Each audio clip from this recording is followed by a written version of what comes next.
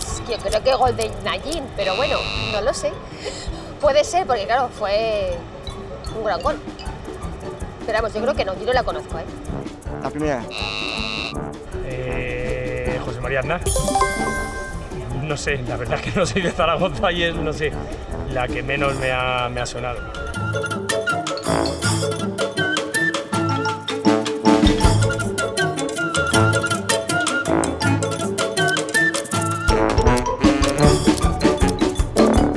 Cadrete.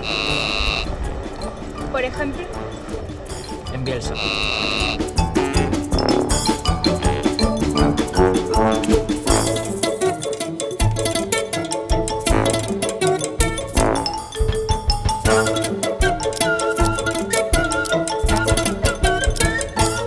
Dos kilómetros. 900. 2 kilómetros me parece muy largo y 500 metros muy corto.